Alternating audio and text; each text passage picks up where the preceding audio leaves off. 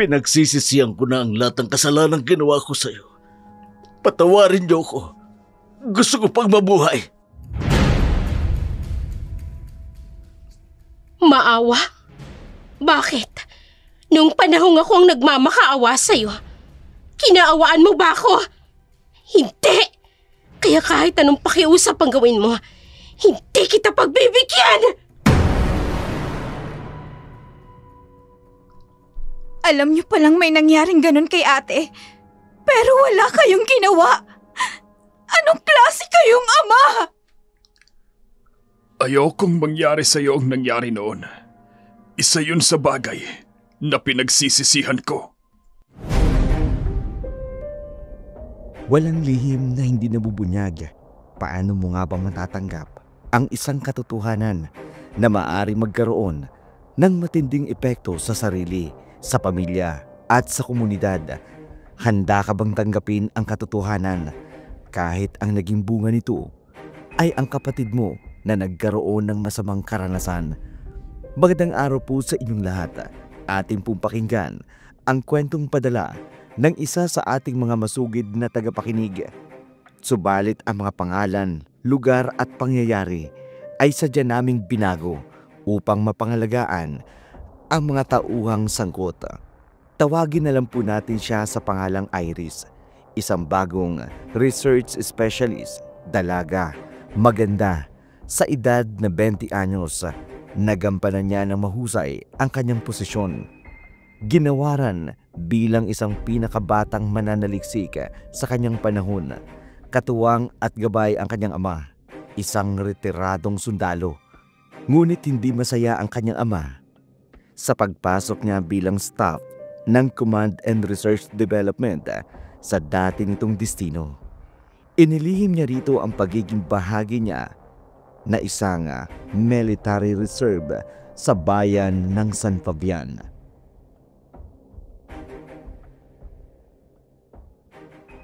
Totoo bang itinawag sa akin ang kabaro ko? Ididestino ka raw sa San Fabian. Bakit? At papaano ang isang research specialist na gaya mo mapupunta sa dating kampo kong pinagtatrabahuhan? Itay, sorry ho. Kung wala akong nabanggit sa inyo, matagal na po akong bahagi ng isang military reserve. Ano? Kailan pa? At bakit mo tinanggap ang trabaho? Itay, pangarap ko yun.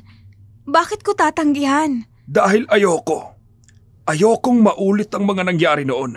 Itay, linawin niyo nga po muna yung sinasabi niyo. Anong maulit ang mangyaring noon? Wala kang nababanggit sa akin tungkol sa mga bagay na yan, Itay. Ngayong ako naman ang papasok ron, bigla mo tong uungkatin. Totoo bang itinawag sa akin ang kabaro ko? Ididestino ka raw sa San Fabian. Bakit? At papaanong ang isang research specialist na gaya mo mapupunta sa dating kampong pinagtatrabahuan ko? Itay, sorry po kung wala akong nabanggit sa inyo. Matagal na po akong bahagi ng isang military reserve. Ano? Kailan pa? At bakit mo tinanggap ang trabaho? Itay, pangarap ko po yun. Bakit ko tatanggihan? Dahil ayoko. Ayokong maulit ang mga nangyari noon. Itay, linawin niyo nga muna yung mga sinasabi niyo. Anong mauulit ang nangyari noon? Wala kang nababanggit sa akin tungkol sa mga bagay na yan. Ngayong ako naman ang papasok ron, bigla mo tong uungkatin. Kaya nga ako nagbitiw sa pagkasundalo ko para mas mabantayan, mapangalagaan at magabayan kita dyan sa pagiging research specialist mo. Pagkatapos, mawawalang sa isailangan lahat at malalaman kung nakapasok ka na pala sa pagiging isang military reservist. Kasama yun sa mga pangarap ko. Hindi ba sabi mo sa akin, susuporta ka sa lahat ng gusto ko? Oo. Kaya nga kita hinayaang maging research specialist. Kasi, ang alam ko nga, malayo iyon sa dati kong propesyon, ang pagiging sundalo. Ano naman kung maging sundalo rin ako tulad nyo? Nakakapagtaka mga kinikilos nyo, Itay. Ang ibang mga kabatch ko nga na anak rin ng mga sundalo, Proud silang maging katulad nila ang kanilang mga anak. Pero bakit kayo ganyan? Dahil ayokong mangyari sa iyo ang nangyari noon. Ang bagay na pinagsisisihan ko. Itay, iba ang kapanahunan mo noon. Maraming lapses at kakulangan sa siyensya. Hindi ho ako papayag na matulad lang sa maaga niyong pagre-retiro ang pagtupad ko sa pangarap ko. Sa tono ng pananalita mo, kasalanan namin ang trahedyang yon. Wala kang alam sa mga nangyari. Kung ganun, sabihin niyo sa akin, ano hong nangyari 8 years ago? 12 anyos ka pa lamang noon. At hindi mo basta maiintindihan lahat ng sasabihin ko. Tay, hindi na ho ako bata. Kaya simulan niyo noong sabihin sa akin ng totoo. Tama na. Itigil na natin ang usapang ito. Wala rin namang mangyayari. Kahit sabihin ko pa sa iyo ang lahat, itutuloy mo pa rin naman ang gusto mo. Kahit na hindi ako pumayag. Ayaw niyo hong sabihin? Sige ho, kayo hong bahala. Hindi ko na ho kayo pipilitin. Tatapusin ko na lang ang pagliligpit sa mga gamit ko. Hindi pa ito ang tamang panahon. Pasensya ka na, Irish.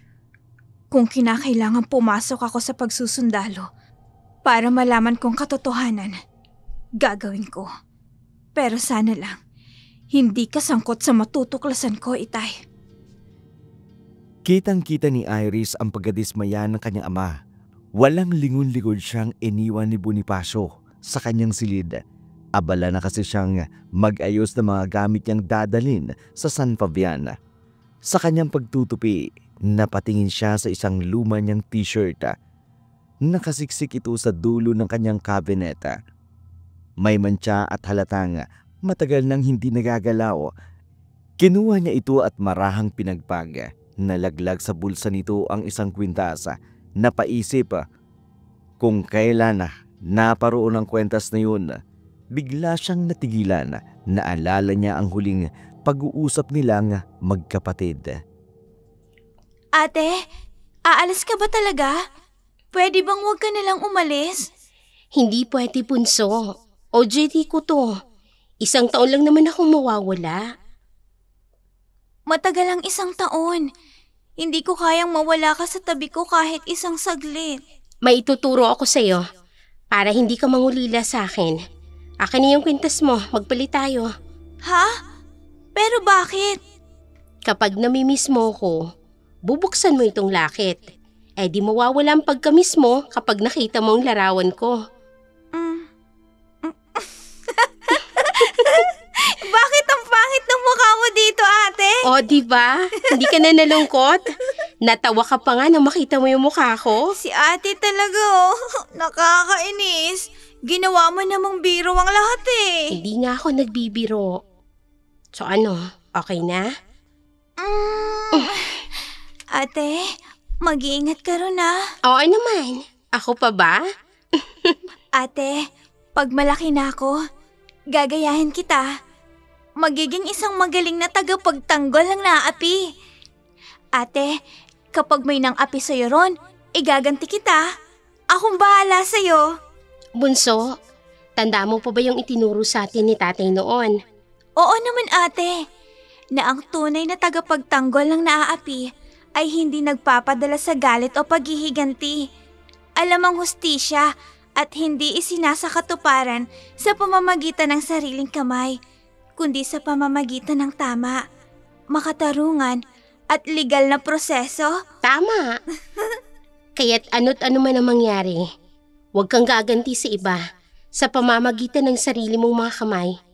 May tamang proseso para pagsisihan ng mga kasalanan niya.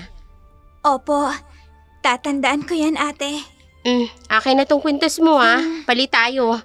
Babaunin ko na ito pag alis ko. Lagi ko rin itong isusuot ron sa kampo. Para ano man ang gawin ko, ikaw laging maaalala ko. Ako rin ate, isusuot ko to lagi. Irish, babalik si ate ha?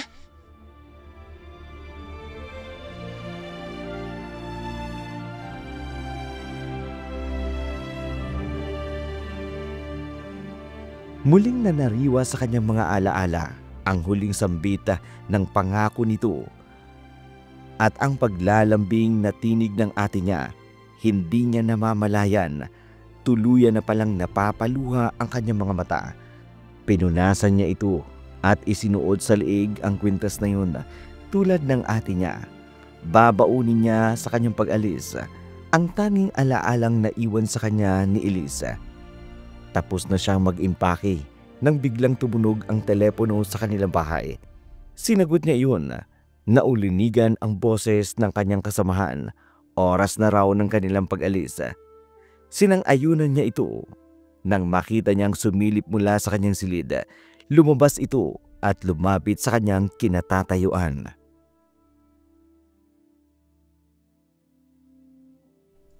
Oo, Matt. Handa na ako. Hihintayin na lang kita. Bye. Anak, talaga bang hindi ka napapipigil? Itay, buo ho ang pasya ko.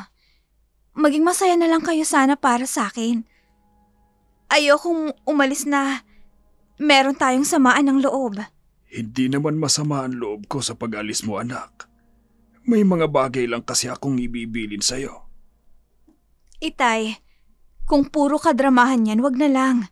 Alam niyo namang ayoko ng ganyan. Hindi kadramahan ito, anak.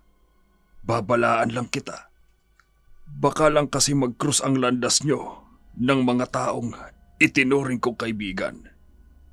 Ano naman ho ang tungkol sa kanila? Ito, nakikita mo ba ito? Siya si Rodolfo Maclang. Dati kong kaibigan na naging dahilan ng maaga kong pagreretiro. Hanggat maaari, wag na wag kang magbabanggit sa kanya na magkadugo tayo. Itay, imposibleng hindi sila maghinala. Magkaapelyido ho tayo. Pagdating sa confidentiality ng chain of command, ang military ay hindi nakikialam sa personal o pamilya ng isang kadete, maliban kung ito'y makaaapekto sa tungkulin mo. Ituturing na irrelevant sa desisyon ng magiging assignment mo ang relasyon nating dalawa. Binabalaan lang kita. Pag-iinitan ka nila kapag nalaman nilang anak kita. Yun lang ho ba? Sige ho, Itay. Wala ho akong babanggitin sa kanila tungkol sa'yo. Kung kinakailangan mong itanggi ako at sabihin sa kanilang patay na ako, mas maigi. Dahil hindi siya magkakaroon ng dahilan na idamay ka sa galit niya sa akin. Alam niyo ho, Itay, sa tono ng pananalita niyo, pakiramdam ko, marami ako matutuklasan sa kampong yun. Lalo tuloy ako nananabik na makarating sa bayan ng San Fabian. Kaya nga tutol akong mapunta ka ron. Pero anong magagawa ko? Tadhana na mismo ang nagtatakdang makapunta ka sa kampong iyon. Tay, tumanggi ka man. Wala na ho kayong magagawa. Aalis pa rin ho ako. Heto. Kunin mo ang papel na ito. Nakalista dyan ang numero ng kampong maaari mong hingan ng tulong kung sakaling magkagipitan. At tandaan mo, retirado man ako. May mga mata at tenga pa rin ako sa kampo. Kung inaalala niyo ho ang nangyari noon, wag ho kayong mag-alala, Itay. Pangako ho. Pangangalagaan kong sarili ko. Huwag kang mangako. Gawin mo. Kahit anong mangyari. Huwag kang mag-aatubiling tawagan ako. Andito lang ako para tulungan ka sa kahit anong paraang makakaya ko. Opo, Itay. Ano ba yan? Bigla naman ako naiyak sa sinabi mo, Itay. Hindi kita pinaiiyak, ha? Ako pang sinabihan mong madrama. Ikaw nga itong napapaiyak dyan. Andyan na ho ang sundo ko. Aalis na ho ako, Itay. Paalam ho. Mag-iingat ka, bunso. Diyos ko, gabayan mo ako sa kampong pupuntahan ko. Kung kagustuhan ng may kapal na mapunta ko ron, dalangin kong gabayan mo ako sa lahat ng gagawin ko.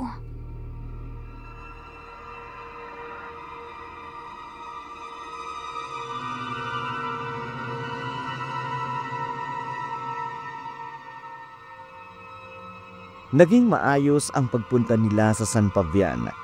Inabot sila ng halos 3 oras na biyahe Mula sa kanilang bahay hanggang sa pinakabukanan niyon, palibhasa mabato at masukal ang daan na tinatahak nila.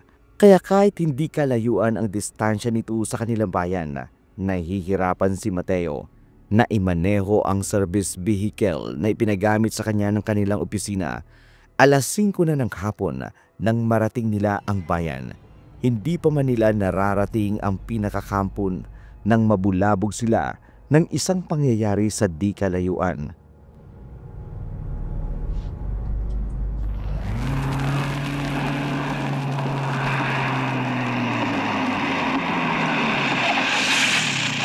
Tulong! Tulungan niyo ako! Ang anak ko, duguan siya! Sinaktan ng aswang! Hulihin niyo ang gumawa nito sa kanya! Anong meron nun? Bakit nagsisisigaw yung babae? Aba, anong malay ko? Kita mong kararating lang natin. Malalaman ko ba naman yan? Ito naman si Mateo. Napakapiloso po. Hindi naman kita tinatanong. Nagtataka lang naman ako. Gusto mong malaman? Lapitan natin. Sige, bababa ako. Bumalik ka kaagad ah. Kailangan natin mag-report sa kampo. Oo! May isang armadong lalaki. Dito rin siguro siya nakadestino. Makikinig muna ako saglit. Saka na ako sasabad kung may mangyayaring hindi maganda. Teka sandali. Si Commanding Officer Rodolfo Maclang yun ah. Pupuntahan ni Irish? Lagot! Sigurado ba kayong aswang yon? Baka naman kabit lang ng anak nyo. Ano bang akala mo sa akin nagbibiro? Nananahimik lang siyang nakaupo sa harap ng bahay namin. Bigla na lang siyang sumigaw. Narinig mo palang sumigaw. Paano mo nalamang aswang ang nanakit sa kanya? Pumunta ka ba rito para tulungan ako? O para iligaw ang mga sinasabi ko? Mrs., huwag mong daanin sa pagtaas ng boses mo ang reklamo. Magbigay ka sa amin ng sapat na ebidensyang aswang nga ang nanakit sa kanya. Buntis ang anak ko. At alam niyong buntis ang mga babaeng gustong-gusto nilang biktimahin. Ang buhay ng apo ko at ng anak ko ang nakasalalay rito. At ang aswang na yun, pagala-gala lang kung saan. Baka may iba pa siyang biktimahin kung hindi niyo siya uhulihin. Sige, mamaya. Susubukin naming ikutin ang gubat. Baka mahuli namin siya. Huwag puro satsat. Ang bagal niyong kumilos. Lagot na. Mukhang may hindi magandang nangyayari sa kanila. Hindi pwedeng tumunganga na lang ako rito sa sasakyan. Kailangan kong makalapit. Maghintay na lamang kayo sa ulat ko. Sa ngayon, umuwi ka na sa bahay mo. Puro kayo dahilan. Kung ayaw ninyo akong tulungan, ako na lang mismo ang huhuli sa kanya. Taturingan pa naman kayong mga sundalo. Wala naman kayong mga silbi sa aming naninirahan rito. Mga inutil! Anong sinabi mong babae ka? Magdaan-daan ka sa pananalita mo sa akin! Sir, mawalang galang na po. Matandang babae ang kausap niyo. Wala kayong karapatang saktan siya. Lalo na kung wala namang ginagawang masama. At sino ka? Napakialamera. Ang lakas ng loob mong hawakan ng aking kamay. Bagong salta ka lamang rito. Pero kung umasa ka, parang hindi mo ko kilala. Sino ka ba? Ha? Commanding Officer Rodolfo Maclang. This is Lieutenant Mateo Di Masalang. Reporting for duty, sir. Bagong recruit sa kampo. Ang isang ito, bakit hindi sumaludo sa akin? Irish, ano pang hinihintay mo? Gumalang ka. Kung ayaw mong una pa lang, mapahama ka na agad dito. Ay, oo na. Ano bang malay ko na nakakataas na opisyal pala tong kaharap ko? Sergeant Iris De Vera, sir. Ang bagong staff ng Command of Research and Development reporting for duty, sir.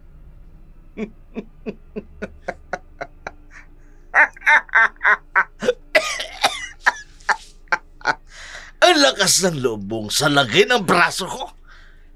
Isa ka lang bagong salta sa unit ko. Matapang ka na, dalaga. Pero gusto ko yan. Ano nga uling name mo? Iris De Vera. Tama ba? Yes, sir.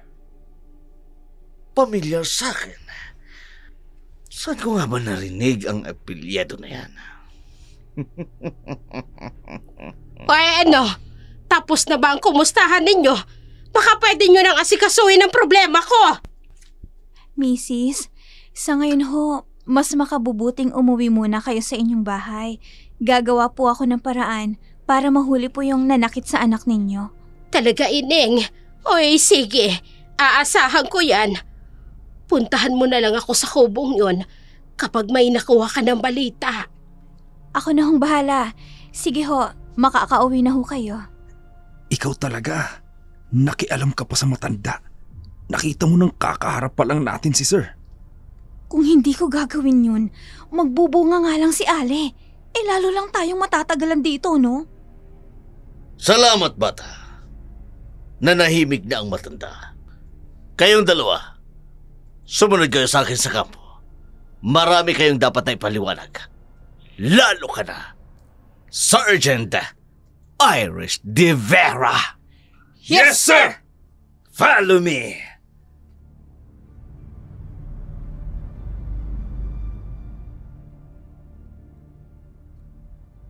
Papunta na sana si Iris sa sarili nilang service nang bigla siyang tinawag ni Rodolfo. Pagkasakay nito sa kanyang motor, tinapik ang likurang bahagi ng kanyang upuan. Nagtaka ang dalaga. Gusto nito sa kanya sumakay si Iris. Nag-alangan siyang sumunod pero sinabihan siya ni Matt na magko-convoy na lang ito sa kanila.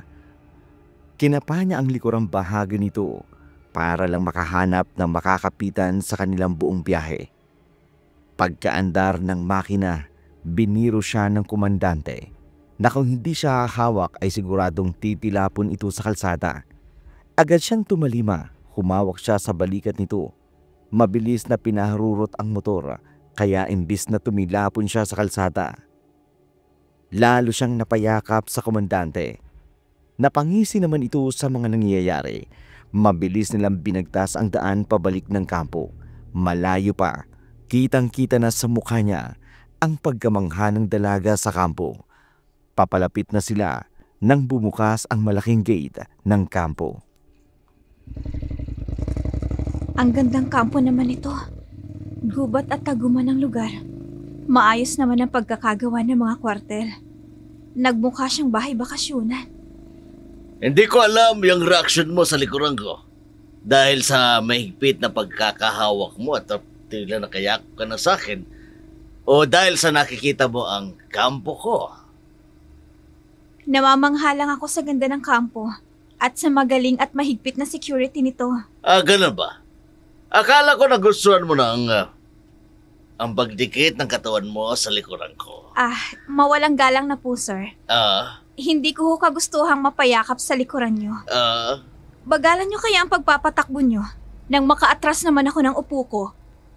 Alam mo, natutuwa ako sa tapang ng loob mong utusan ako. Oo na, Sargento De Vera. Babagalan ko ng takbo at iiwasan ko na ang lubak-lubak para hindi na magdikit-dikit ang katawan natin at umatras ka na ng upo, di ba? Ayan na. Mabagal na ba? Ha? Bakit hindi ka na makasagot? Nako, kakainis talaga to. Kung hindi lang talaga kabastusan ang sumagot ng pabalang sa nakakataas sa akin, papatulang ko na talaga to eh. Kahit pa commanding officer pa kita. Baba na. Tatawag ako na magtuturo sa magiging kwartel ninyo. Dalhin niyo muna roon ang mga gamit niyo at saglit na linisin. Matagal na rin kasing walang gumagamit doon. Tapos kinabukasan magre-report kayo sa akin. Gabi na rin kasi at oras na magpapahinga, di ba? Sandali lang! Bakit ba pakiramdam ko may pagkamahangin ng commanding officer na ito? Kindatan ba naman ako? Irish, ayos ka lang ba? Medyo lang. Kahit ang totoo, hindi. Bakit naman? Parang close na agad kayo ni Sir eh. Ang higpit ng hawak mo sa kanya kanina. Isa ka pa ha? Kung hindi lang kita kaibigan baka sa'yo ko ibaling ang inis ko. Relax. Binibiro lang naman kita eh. Ang init agad ng ulo mo. Ay, ewan ko ba. Unang dating pa lang natin dito, may engkwentro agad tayo. Sabayan pa ng hindi magandang impression ko sa commanding officer natin. Ha? Bakit mo naman nasabi yan? Kakaiba kaya ang angas niya? Astig pa yung arrival niya kanina sa motor na sinakyan niyo. Angas ba yun? Mahangin ka mo. Shh! Ang pusis mo. Baka may makarinig sa'yo. Isumbong ka pa nun. Ikaw naman kasi, gatungan pa. Teka, yung mga gamit natin, Nasa sasakyan pa. Ibaba ko na ba? maya-maya na siguro. Kapag dumating na yung sinasabi ni CEO na maghahatid sa atin sa magiging kwartel natin. May paparating. Siya na siguro yung inassign na sinasabi nilang maghahatid sa atin. May isang binatang lumapit sa kanya. Siya raw si Bugoy, isang boy sa kampo, madalas na pag-uutusan ng kanilang komandante. Sinamahan silang magpunta sa pinakadulong kwartel ng kampo. Luma na iyon, matagal nang walang gumagamit. Pagkapasok pa lang sa loob, langhap na agad nila ang matinding alikabok sa paligid. Magkatabi lang ang kwartel na kanilang tutuluyan. Nataon pa kasing siya lang ang babae ng mga panahong yun, kaya walang eksklusibong kwartel para sa mga kababaihan. Nagboluntaryo naman si Mario. Nagagamitin niya ang sleeping bag at doon na lamang siya matutulog sa kabilang kwartel. Maya-maya pa'y namahinga na sila. Matapos nila makapag-ayos at makakain ng hapunan, nabulabog si Iris sa kanyang pamamahinga nang maulinigan ang ingay sa sulok ng kanilang kwartel. Ano yun? May tao ba sa labas? Normal naman ang guard tower. May roving patrol din. Pero, ano yung ingay? Meron talaga. Sa likod ng quarters ko galing. Asan ang flashlight ko? Baka may intruder. O tunnel para sa smuggling. Dapat i-report ko to. Anong oras na ba? 0 to 30 hours? Tumigil na. Tumayo si Iris mula sa kanyang higaan, dahan-dahang humakbang papunta sa pinakasulok na kwartel. Habang papalapit siya sa pinakasulok nito, papalakas naman ang kaluskos na kanyang naririnig. Nananaig sa kanya ang likas na ugali ng isang mausyosong researcher. Sinipat niyang maigi ang katong yun. Wala siyang makitang bagay na maaaring maging sanhi ng kaluskos na yun. Kaya mas lumapit pa siya rito. Inilapat ang kanyang tenga sa dingding. Biglang katahimikan ang bumalot sa paligid. Pinakiramdaman ng dalaga kung muling maglilika ng ingay sa sulok na yun. Anong nangyari? Bakit biglang nawala yung ingay? Hindi kaya naramdaman nito ang paglapit ko? Ano yun? Parang mahinang ungol ng isang hayop. Pero, paano mangyayari yun? Parang solido naman ang paligid ng kwartel na to.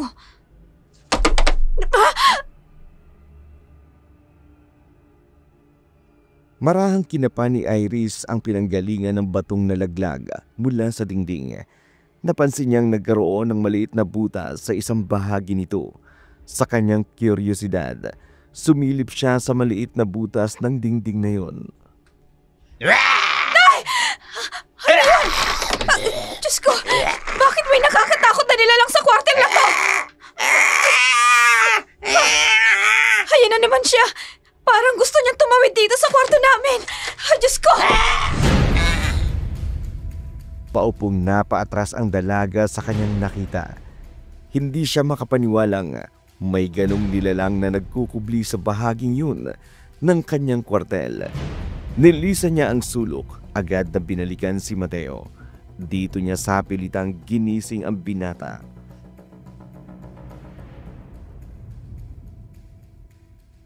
Mateo! Mateo, gumising ka! Mateo, bumangon ka dyan! Buksan mo ang pinto! ka ba naman? Nakita mo nang natutulog yung tao, ginigising mo. Makinig ka sa akin. Lumabas tayo sa kwartel na ito. Mamamatay tayo. Ano? Irish naman. Huwag ka nga magbiro ng ganyan. Hindi ako nagbibiro. Sumunod ka sa akin para maniwala ka sa sinasabi ko. Sa alanganing oras ng gabi pa talagang ito. Nagpapahinga ng lahat.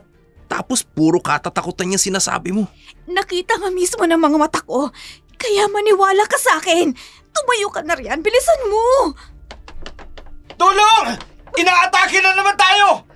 Tinangay na ang ilan sa mga sundalo natin! Tulong! Putok ng mga baril yun ah. Narinig mo yun? May nakakita na sa halimaw. Baka nakahanap na to ng ibang daraanan. Nakakainis naman oh. Nasa kasarapan pa naman ako ng pananaginip ko. Kayong dalawa! Ano bang ginagawa nyo rito? Nagkakagulo na kami sa labas. Nagtatago lamang kayo rito sa loob! Sir, sorry sir. Ito na po, papalabas na po kami. Di ba, Sargento Irish? Tama po, sir. Nagising na kami sa putok ng mga baril. Bilisan nyo lang, kilos! Please! Hindi tayo naglalaro. Sumunod kayo sa akin! Ikaw, sumunod ka! Kailangan ko malaman kung ilan at kung sino ang sinasabi ni Bugoy na tinangay ng aswang! Ha? Aswang? Oo! Hindi mo ba narinig? Aswang!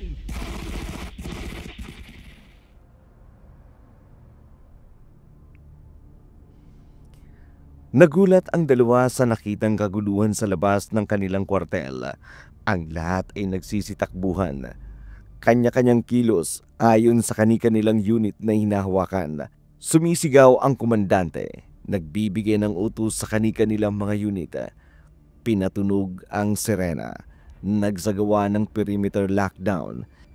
Iniutos ang armory distribution. Siniguradong ligtas ang mga non-combatant officers. Nagtalaga ng command post. Ipinatawag ang Research and Development Unit na kinabibilangan ng 2. Dito sila napasabak sa kauna-unahang engkwentro nila sa aswang.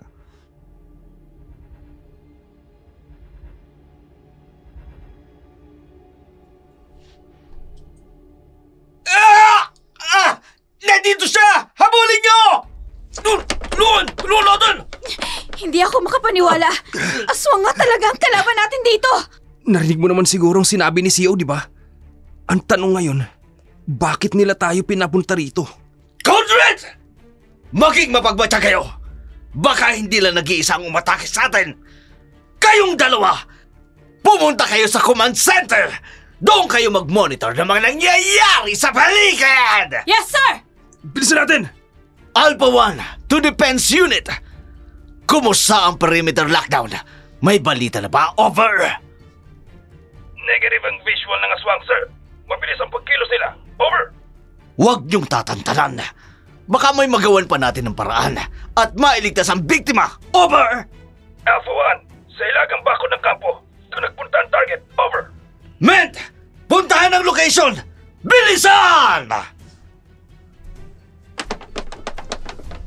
Wiset! Sa ingay pa lang na ginawa nito, hindi na mapagkakailang mabilis itong makatakas. Visual. Sa pinakataas ng barracks. Bakit siya? Men! When the target is confirmed, fire at will! Paulanan niyo agad ang bala! Yes, sir! Hindi ako pahuhuli sa inyo hanggat hindi ko nauubos ang tauhan mo. Open fire! Wala na akong visuals. Negative na. Hindi ko tinamaan. At iilan na lang ang bala ko. Ang sundalong tanga niya, nasaan na? Mautak ang isang ito, sir. Parang ginagawa niyong kalasag ang biyag na hawak niya. Walang sumasagot sa inyo! Ano ng visual? Sir, ang biyag nakaharang. Hindi ko matamaan ang target. Walang magpapaputok hanggat hindi clear ang target. I-rescue niyo ang biyag! Sayang ng bala! May korting angle ako. Pero kailangan ko ng distraction para gumalaw siya ng korte. Alpha 2, pumunta sa malapit na location. Sindihan ang flare para ma-distract siya. Yes, sir. At ikaw, na may tamang anggulo ng target. Wala ka ng bala, di ba? Gawin mo ng tama. Hindi ako papayag na malagasan ang mga tao ko at ng isang kaibigan! Copy, sir!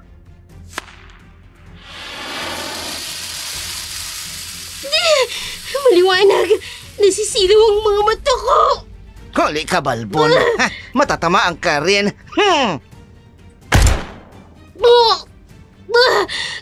Nadaplisan ako. May bitawan na kita. Ayoko pang mahuli ako. Binitiwanan ng target ang bihok. Rescue team! I-recover ang biktima. Gamutin ang natamo niyang sugat. Defense unit! Ano balita? Nakatakas! Mukhang nadaplisan ko lang. Ayos lang. Ang mahalaga na iligtas ang bihag. Med! Magsagawa ng final assessment at inspeksyon sa buong kampo. I-recover ang lahat ng ebidensya tungkol sa halimo na yon. Gusto kong malaman kung bakit tayo ang binabalik-balikan ng aswang na yon.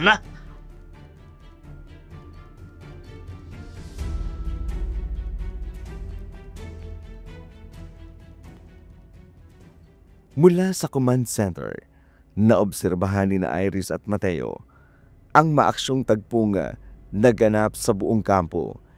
Dito na sinimulang pag-aralan ng dalaga ang mga kaganapan sa kampo. Base sa kanyang mga narinig, ang kampong ito ginagambala ng aswang nang makailang ulit ng umaatake. Hindi mawari ng lahat kung bakit. Nagpatawag ng pulong ang komandante. Nagsagawa sila ng aftermath briefings. Inisa-isa ang mga kakulangan sa pagbabantay sa kanilang kampo. Kung tutuusin, maigpit naman ang seguridad nito. Una pa lang, naobserbahan na yun ng dalaga. Nakapagtataka lang dahil sa isang aswang lang nabulabog na sila.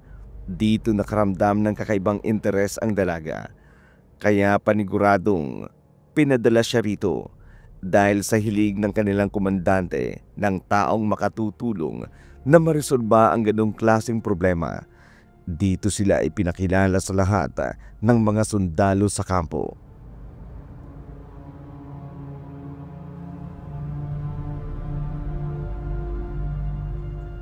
Code Red lifted, sir. Secured na rin po ang lahat ng perimeter. All eyes and ears na po kami para sa debriefing. Magandang umaga. Alam ko nagpuyat kayo sa nangyari kanina.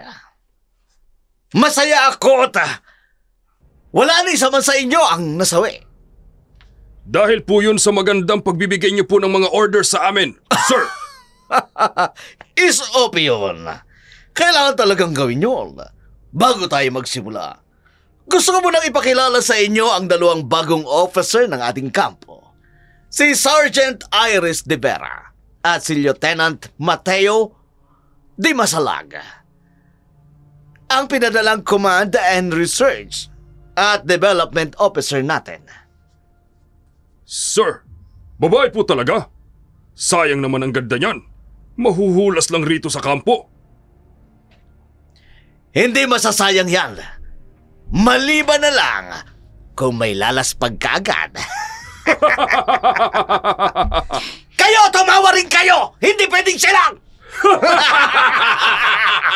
Very good! Ay nako, nagawa pa talaga nilang magbiruan sa oras ng trabaho. At ako pa talagang minaliit nila. Huwag mo nalang intindi ng biro nila. Tumutok na lang tayo sa trabaho. Alam ko, hindi mo na ako kailangang paalalahanan. Itigil na natin ang biruan. Nasa kalagitnaan tayo ng pagpupulong. Ano ng progreso sa nakalap ninyong samples? Ano ba ang mga nakuha ninyo? Sir, ang mga specimens ko ay bloodstains, hibla ng buhok ng aswang, at ang mga iniwan nitong mga marka sa paligid ng kampo. Kagagawan siguro to ng kanyang mga kuko, sir. At ito naman po ang iba pang nakalap naming ebidensya sa perimeters ng kampo. Nakakapagtakang may pare-parehong mga marka ng dugo ang mga lumang quartels na ginagamit na ng matagal. Maliban na lang ang mga quartels na bago pa lang na ginagamit. Teka sandali. Huwag ang tungkol sa mga specimen ang una niyong ipaliwanag. Anong ibig ipahiwatig ng patungkol sa quartels? Bakit ang mga datihan na mga quartels lang ang may marka ng dugo? Saan ito galing? Ha? Explain! Sinubukan kong ikumpara ang lahat ng specimens na nakuha mula sa lugar ng pinuntahan ng sinasabing aswang. Pati na po mismo ang dugo nito, hibla ng buhok, at ang mga marka ng kuko.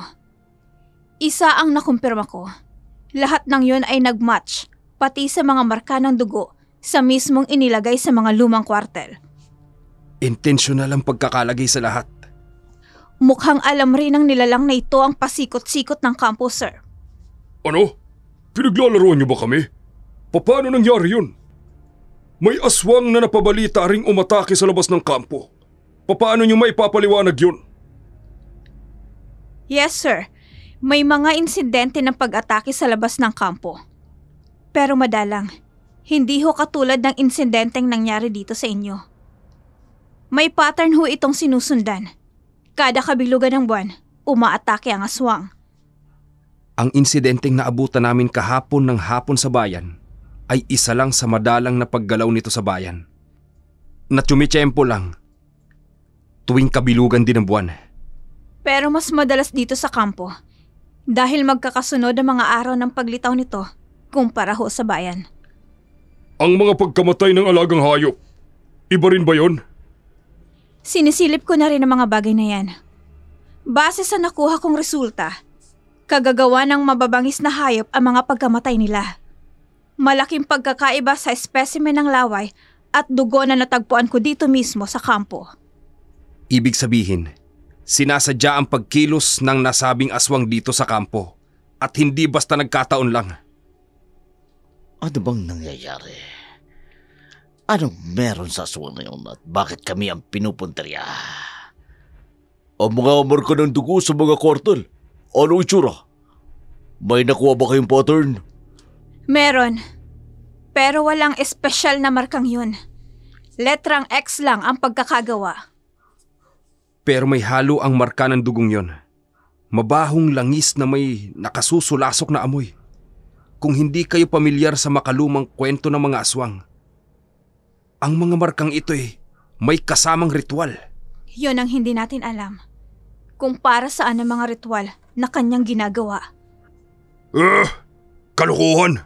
Sir, naniniwala ka ba sa paliwanag ng mga baguhang ito?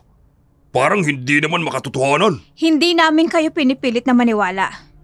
Inuulat lang namin kung anong nakita namin sa aming pag-iimbestiga. Husgahan nyo na kaming manloloko. Pero hindi namin isasaalang-alang ang kredibilidad namin para lang linlangin ang mga tao. At hindi rin kami ipapadala dito kung hindi kami kwalipikadong isabak na maging bahagi ng Command and Research Development ng inyong head office. May punto ang batang ito. Bagito lang silang tingnan pero sa pamamaraan ng pagpapaliwanag at pagsasaliksik nila, masasabi kong maaring maging lehitimo lahat ng kanilang mga pahayag. Kung may mga bagay pa kayong naisip pa sa liksik, ibigay nyo lang sa amin. Handa kaming i-verify ang lahat ng ebidensyang idadagdag ninyo. So magiging verifier ka na rin ngayon. Ano? Tama na muna ngayon. Meeting adjourned. Men, tara na. Sir naman, maniniwala ka talaga sa kanila? Major Manuel, pwede bang marahimik ka na muna? May mga bagay na gumugulo ngayon sa isipan ko. Kung maaari, wag mo akong kukulitin, ha? Sorry, sir. Mateo, may nakalimutan akong itanong sa komandante. Iiwan ko muna sa'yo tong mga files. Ha? Ano naman yun? Teka, sandali lang. Sasama ako. Eh di sumama ka. Bagito nga lang sila. Wala silang alam. Kung hindi ka mananahimik, ako mismo magpapatahimik sa bunganga mo, ha? Komandante, may nakalimutan lang akong itanong. Oh. Hindi ko na nagawang sabihin kanina. Medyo personal ho. Isa kasi ito sa bagay na gumugulo sa isipan ko. Kung pagkatao ko ang uungkatin mo, wag na. Personal, di ba? Pero kung hindi naman, ano ba yon? May bagay ba kayong nagawa sa nakaraan na maaaring maging dahilan para bulabugin kayo ng aswang na ito? O meron ba ritong lugar sa kampong ito na kakaiba at ginamit sa illegal na gawain? Masyado ka ha. Ako talagang tinanong? Ano bang klaseng tanong yan? Ang commanding officer pa talagang tinanong mo ng ganyan? Tama! Ikaw ha? Ang likot ng imahinasyon mo. Hindi gagawa ng kahit anumang illegal ang aming commanding officer. Huwag kang exaggerated. Sagutin niyo na lang ang tanong ni Irish, sir. Okay. Wala akong kinalaman sa kakaiba at illegal na mga gawaing sinasabi mo. Bumalik na kayo sa kwarto niyo. Magpahinga na kayo. Nakakapagod ang araw na ito. Narinig niyo ang sinabi ng commanding officer. Umalis na kayo. Go! Ang angas ng isang yun ha. Kala mo kung sino. Mateo, ang aswang na yun. May hinala akong may pinupuntirya siya dito sa kampo. At gusto ko talagang malaman kung sino. Ikaw lang ba? Mas nagiging exciting ang mga nangyayari. Hindi ako makapaniwalang napasabak agad tayo. Maghanda ka lang. Hindi magiging madali sa atin ang mga susunod na mangyayari.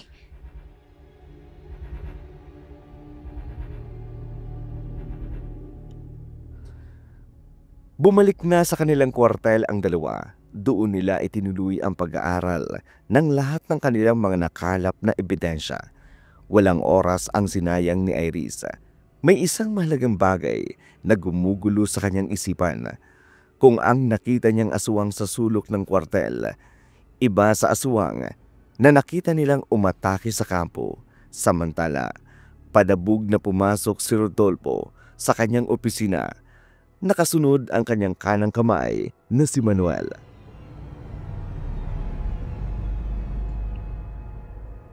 Nakakainis. Ha? Sir, ano po bang problema? Bakit ganyan ho ang reaksyon nyo matapos ang pulong? Ang babaeng yun. Iniisip ko ang babaeng yun. Sinong babae po ba? Yung bagitong researcher natin? Ay, hindi. Yung senior citizen nating researcher. Hindi yun. Yung babaeng pinainom natin nung binigay mo. Ha? Sino dun, sir? Yung dalagang sundalo na pinagpapantasyan mo noon? Oo. Kinakabahan ako. Kinukutuban ako na masama ang nangyari sa atin. Mula nung mawalan tayo ng balita sa babaeng yun, biglang lumitaw ang aswang na yun. Sir, nagpapaniwala kayo sa kababalaghan? Anong koneksyon ng babaeng yun sa aswang? Nakalimutan mo na ba? 8 taon na rin ang nakalilipas matapos ang insidente yun. Panay-panay na ang paglitaw ng mga aswang na yun. Kung noon, madalang siyang magpakita at magawi rito sa kampo natin. Sa ngayon, mas madalas at nagiging agresibo na ito. Ibig mo bang sabihin, sir? Sa nakalipas na 8 taon, mas naging malakas na siya at matapang nang gumaganti sa atin? At iniisa-isa niya ang mga taong umabuso sa kanya. Natatandaan niya ang mga mukha natin. Teka, sandali lang naman, sir. Bakit pati ako damay? Hindi ba't ikaw lang naman ang may plano na lahat? Wala akong ginawang masama sa kanya. Sinasabi mo bang ako lang ang dapat dumanas ng latang ito? Baka nakakalimutan mo. Naroroon ka rin ng mga panahon na yun nung binigyan natin siya ng kakaibang likido. Oo, sir. Pero sinunod ko lang ang utos mo. Sinabi mo pa nga sa akin na ang bagay na yon ang makatutulong para makalimot siya sa matinding depresyon na nararanasan niya. At bigla mo na lang siyang napiling subject para maging parte ng isang experimental black ops. Ganun nga. Pero hindi yun ang naging resulta. Parang ako lang talaga ang gusto niyang punteriyahin at paghigantihan. Inakala ko matatakasan ko ang lahat ng mga nagkawa ko sa kanya. Lakot na! Sir, natigilan ka. Ano nang susunod na gagawin natin? Mas paigtingin natin ang security ng kampo na ito. Baka bukas makalawa, muli na namang bulabugin ng aswang na yon ang kampo na ito. Gabi na nang matapos nilang i-finalize ang ibang resulta ng kanilang pag-aaral. Ultimo oras ng pagkain. Nakakaligtaan niya na. Ayaw niyang mag-aksaya ng oras. Pakiramdam niya, may kulang pa sa datos na kanyang mga nakuha. Napasandal siya sa kanyang kinaupuan. Ipinikit saglit ang nanlalabo niya ng paningin. Hindi rin naman siya inaantok. Mabuti pa ang kasama niya, kanina pa mahimbing sa pagkakatulog. Naisipan niyang lumabas ng kwartel. Magpalipas muna siya ng oras. Nagbabaka sakaling napagod siyang dalawin ng antok. Napadako ang kanyang tingin sa labas, sa sulok ng kanilang kwartel. Ipinagtataka niya kung saang banda nga ba niya nakita roon ang nilalang sa kabilang dingding. Papanong mabilis itong nakatakbo? Gayong may tangay-tangay itong sundalo. May hinala siyang magkaibang nilalang ang nakita niya sa dingding at sa kanilang nakainkwentro. Hindi nagtagal, napadpad siya sa isang tagong bahagi ng kampo.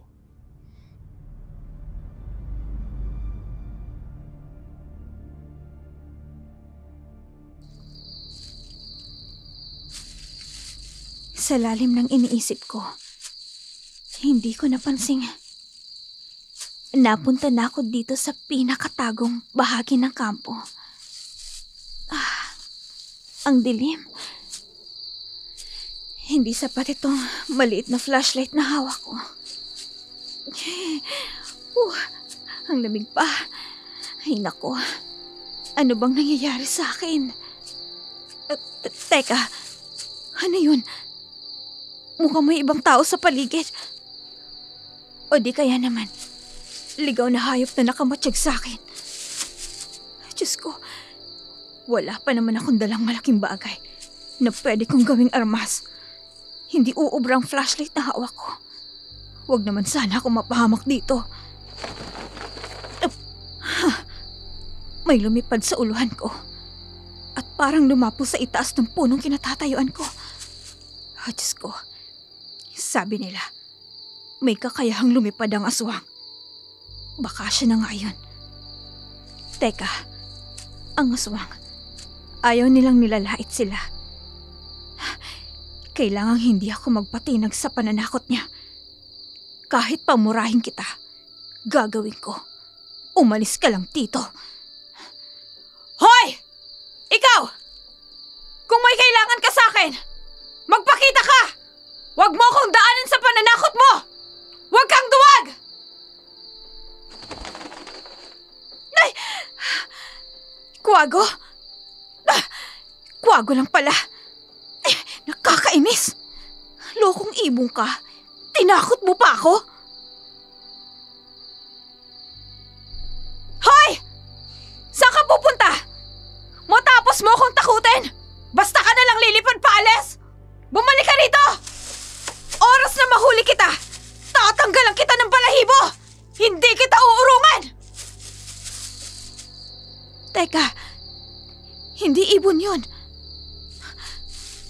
At hakbang na mismo ng mga paang naririnig ko Diyos ko, hindi na birong kinalalagyan ko. Kailangan ko nang makabalik sa kwartal namin. Baka hindi na ako sikatan pa ng araw dito kung magtatagal pa ako. Mabilis na naglakad pabalik si Iris sa kanyang pagmamadali.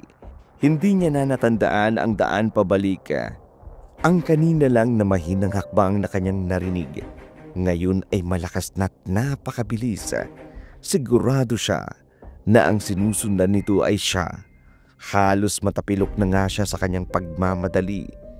Hindi niya ninanais pang makasalubong ang pinanggagalingan ng mga hakbang na yun na aninag niya sa unahan ang liwanag ng kampo. Hindi niya kakayanin pang magtagal sa madilim na bahaging yun.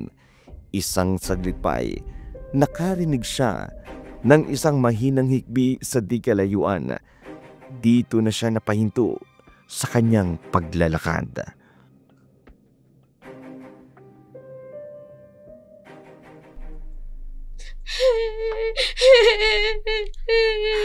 Bata? May naririnig akong batang umiiyak. Teka, sandali. Paano mapupunta ang isang bata dito? Yung sumunod sa akin, biglang nawala. Saan na rin napunta yun? Mama! Mama! Yung batang umiiyak. Kailangan ko siyang makita. Hindi siya ligtas sa lugar na to. Bata! Bata, nasan ka? Lakasan mo ang tinig mo! Pupuntahan kita! Nasan ka? Sa may bandaron ko naririnig ang pag-iyak niya. Nakakainis. Sumabay pa talagang humina ang liwanag ng flashlight ko. Ano ba?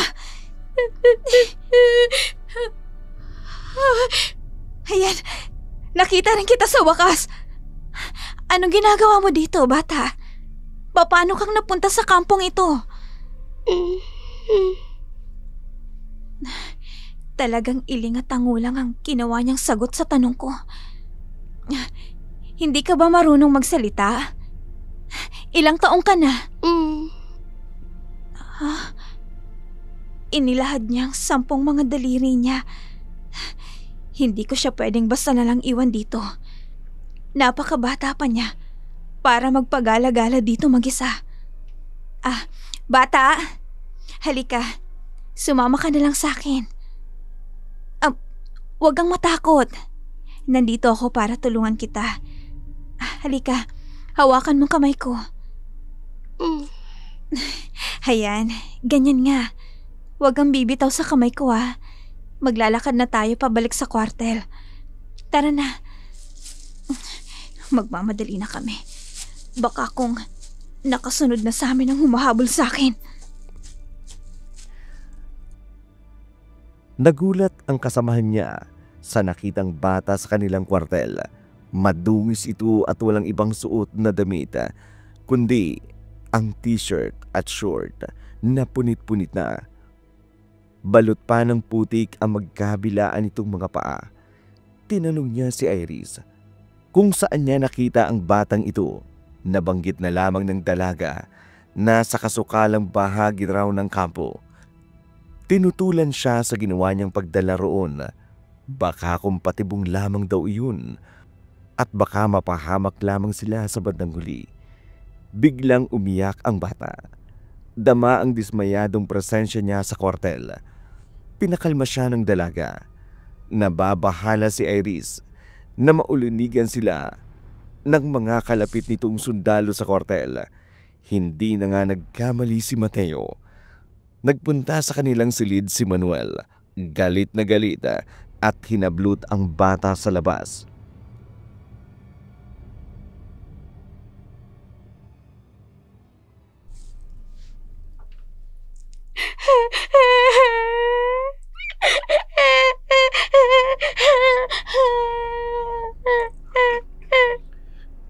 Anong karapatan niyong magpapasok ng bata dito sa ating kampo, ha?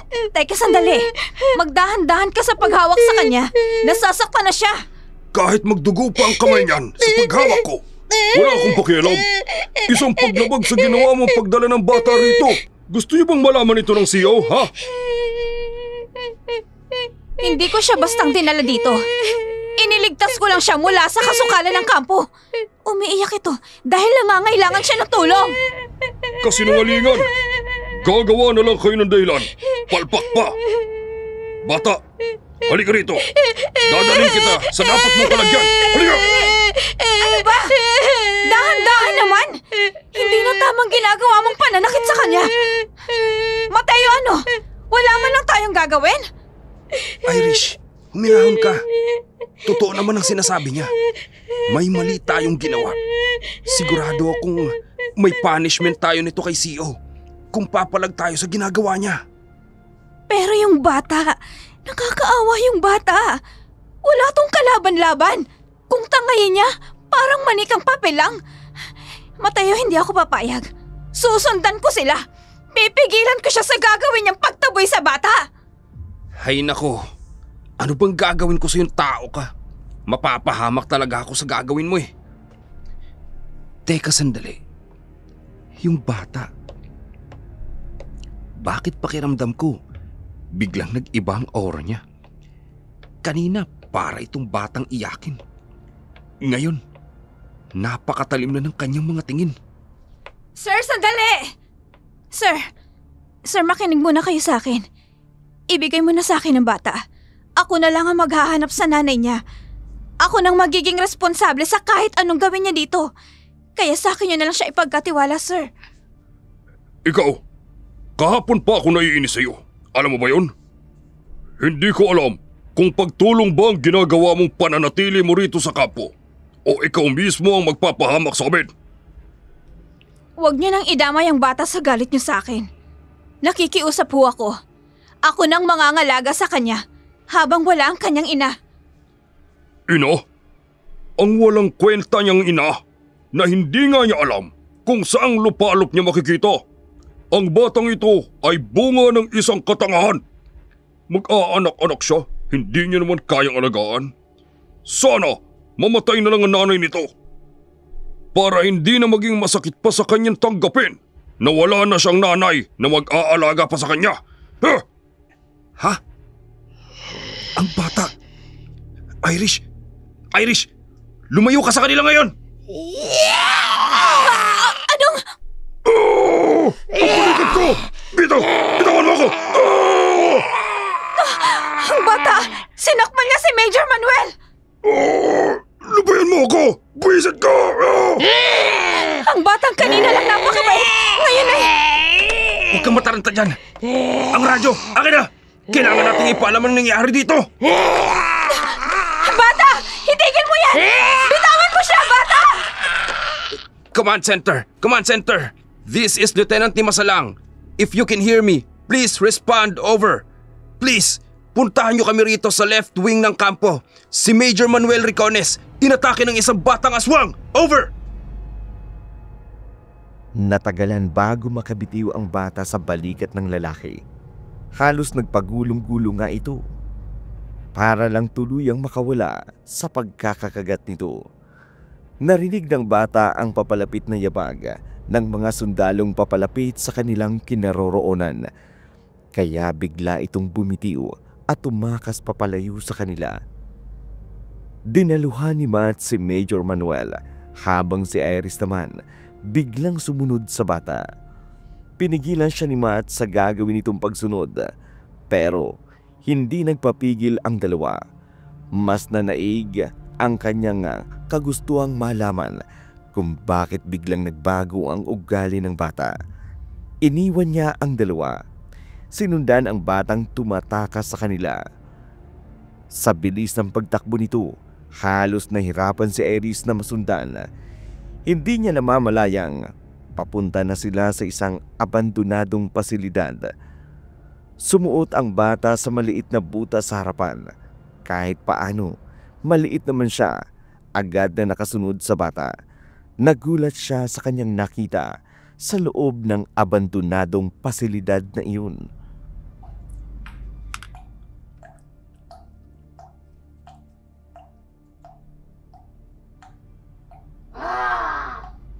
Bata! Bata, nasan ka? Magpakita ka sa akin. Hindi kita sasaktan. Nandito ako para tulungan ka. Hindi ko gagawin sa'yo ang ginawa ng kasamahan ko. Halika nandito. Lumabas ka na sa pinagtataguan mo. Ayan.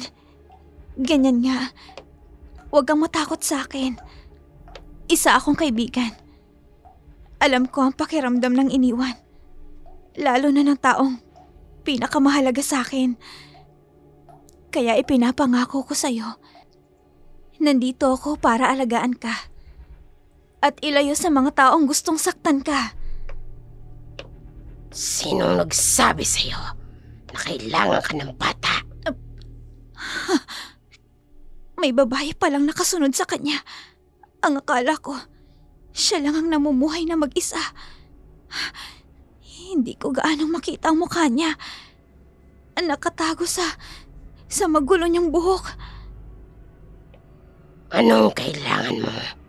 Bakit ka nagpunta rito? Wala naman. Napunta lang ako rito para tulungan ng bata. Natakot at nasaktan kasi siya ng kasamahan ko. At nandito ako para silipin kung ayos lang ba siya. Kung masakit bang mga braso niya. Taliwas sa mga sinabi mo ang nakikita ko sa batang ito. Mas masasabi kong tuguan ang kasamahan mo kesa sa batang ito. Ano ba niyang bata? At kung hawakan niya ito parang isang bihag. Umalis ka na rito. Hindi ka namin kailangan. Binabalaan kita. Mapapahama ka lang rito kung magtatagal ka pa. Lisanin mo ang lugar na ito. Teka, sandali. Ang balikat mo. Duguan ka. Hindi ba masakit ang sugat mo? Halika, tutulungan kong maampatan ang sugat mo. Hindi maganda ang pakiramdam ko sa babaeng ito. Isa siyang banta sa mga plano ko. Sasama ka ba sa akin?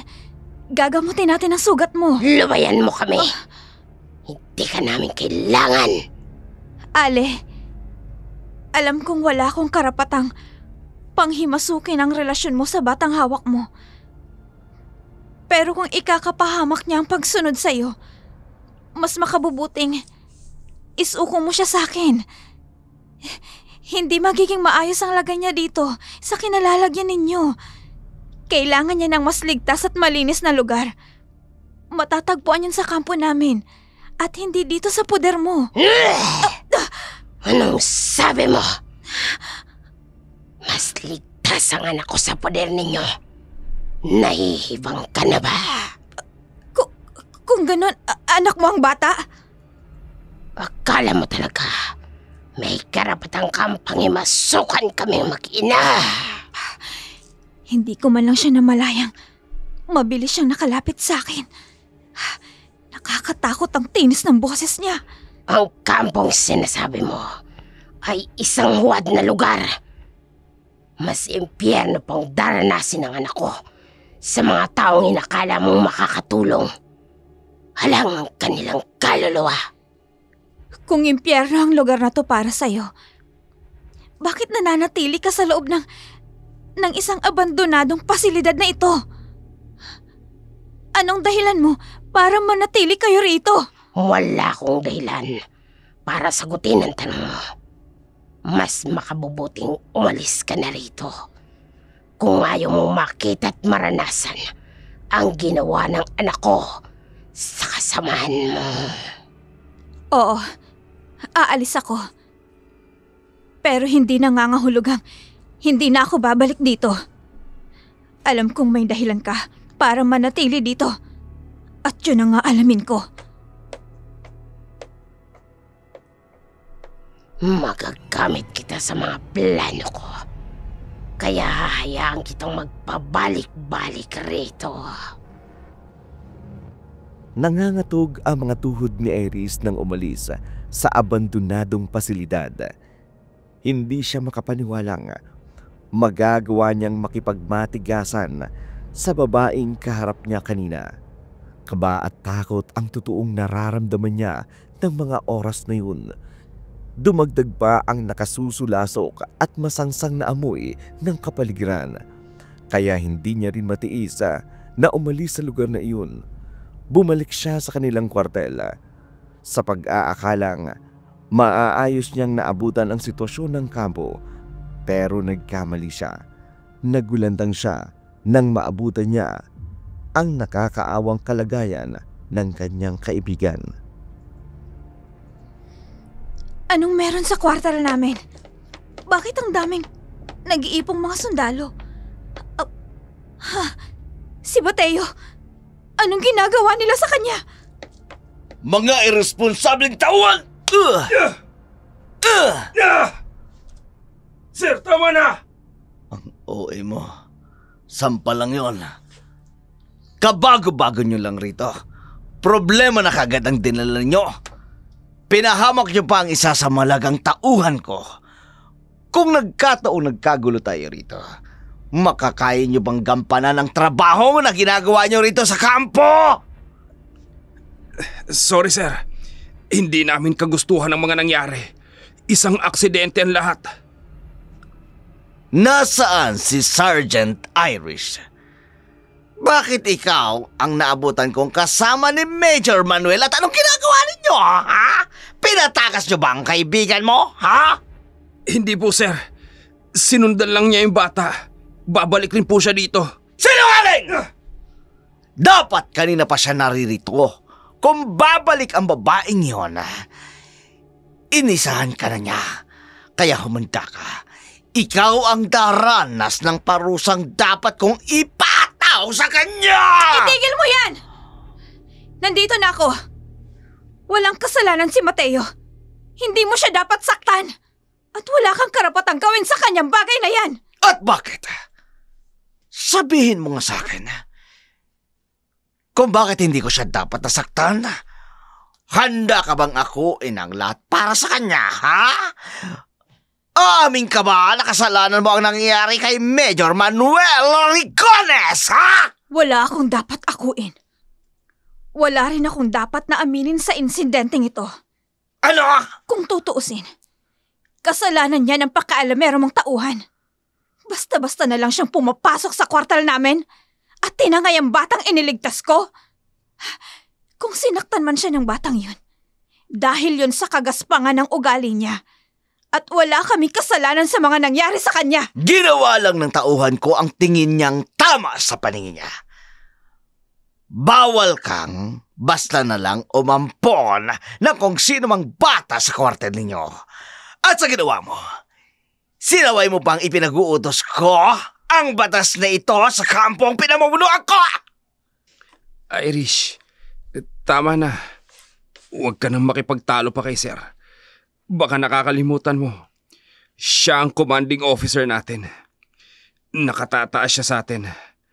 Nararapat natin siyang igalang at sundin. Mabuti itong kaibigan mo.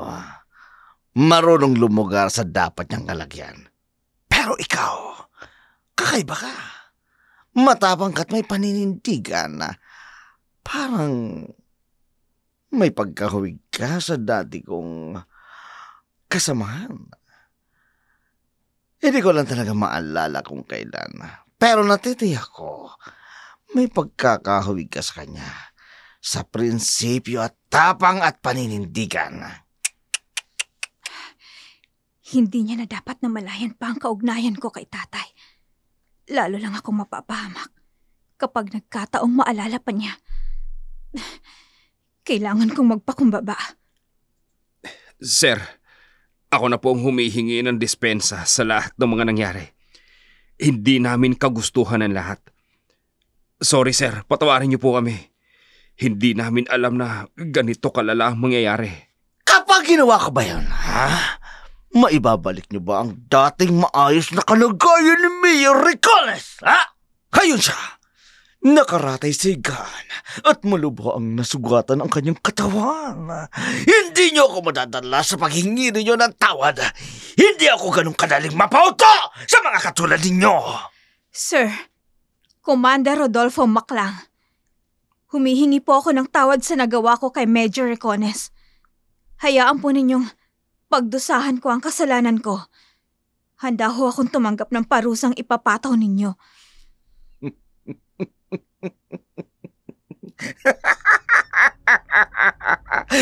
Talaga ba? Paninindigan mo ba ang sinasabi mo? Ano po bang dapat kong gawin? Sumayaw ka. Sir. Sir. Ano ho bang dapat kong gawin para mapaniwala ko kayong tapat ako sa paghingi ko sa inyo ng tawad? Sige. Maniniwala na ako. Pero sa isang kondisyon. Mamaya pagsapit ng gabi, mag-isa kang magtungo sa pribadong kwartel ko. Doon ko mismo ipapataw sa'yo ang parusang ipapataw ko. Masusunod po. Mamaya. Pupunta ho ako. Mag-isa, ha? Mag-isa! Mag-isa. Maswerte ka, Lieutenant Matt Di Masalang. Sila ba ka ng kaibigan mo sa ngayon? Diyan na kayo. Sarge, bakit ka pumayag? Baka kung anong gawin niya sa'yo ron, yung maklang yun. Kung hindi ako papayag, ikaw naman ang mapapahamak. Hayaan mo na akong panagutan ko ang kasalanan ko sa pagdadala ng batang iyon. Pinaghandaan ni Iris ang kanyang pagpunta sa pribadong kwartel ng komandante. Alam niya nga, maaari siyang mapahamak sa pagpunta niya sa lugar niyon. Kaya habang may oras pa siya, agad siyang nagpadala ng mensahe para sa kanyang ama. Sa pagkakataong ito, nasa bingit na siya ng kagipitan. Ito na lamang ang natatanging nasa isip niyang paraan para kahit paano malaman ng kanyang ama ang nangyayari sa kanya. Matapos niyang maipadala ang kanyang mensahe, saglit niyang inasikaso ang kaibigan niyang sugatan.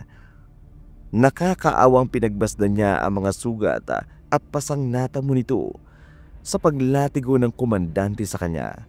Kaya sa wala siyang gawin, nanindigan siyang harapin ang magiging kaparusahan niya sa kwartel na yun. Mabilis na lumipas ang maghapon. Sumapit ang 9:00 ng gabi. Tulog na halos ang lahat ng mga sundalo sa kampong yun. Habang mag-isang naglalakad papunta sa kanyang hatol, kumatok siya sa pintuan. Pagbukas noon, nagulat siya dahil isang dinner na may nakalalasing na alak ang nakahain sa lugar na yun.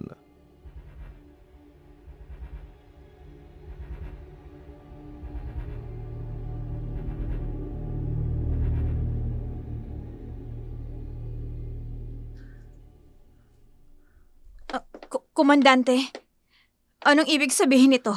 Na ano? Bakit may ganito rito? Na ano? Bakit? Hindi mo ba gusto ang naabutan mo? Hindi. Hindi ko inaasahan ang kaparusahan ko. Hindi kaya pinag-isipan mo agad? Latigo rin ang gagamitin ko sa'yo. Hindi. Maaaring mas malala pa sa latigo.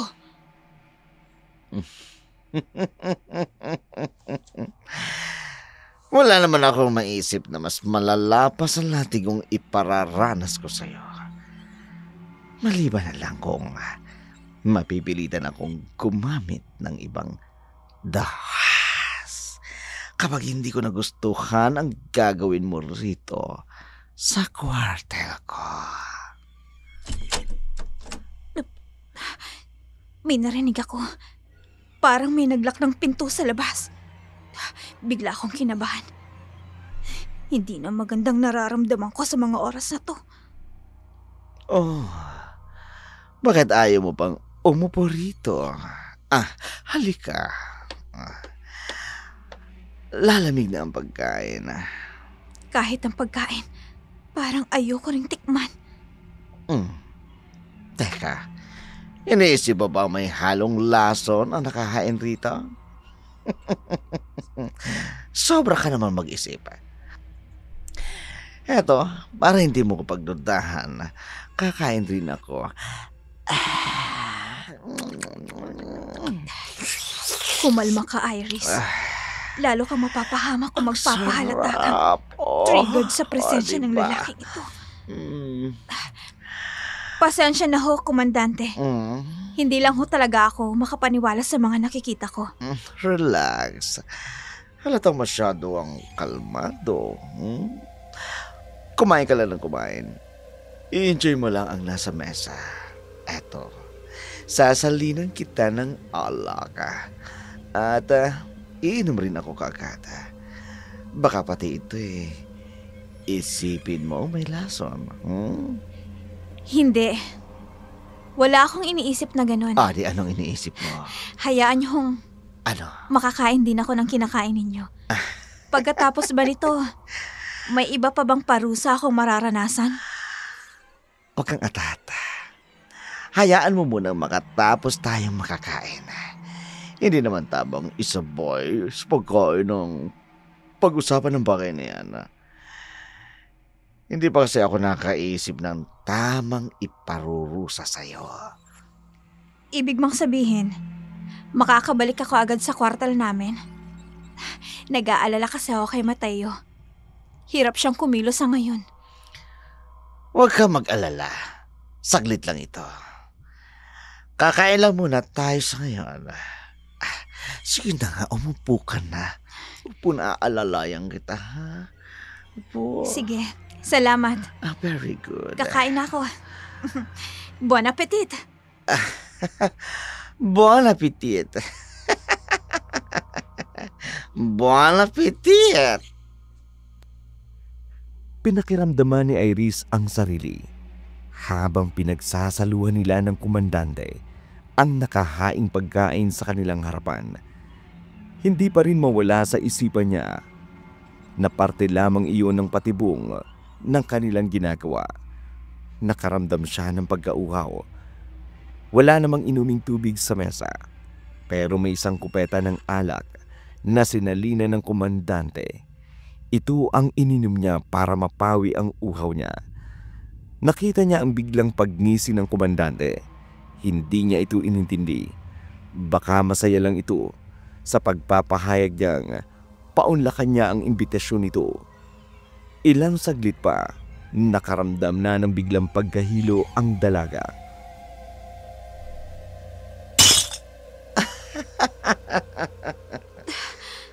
Bakit ganito? Bakit bigla akong nahilo? At nakaramdam ng pag-init ng katawan?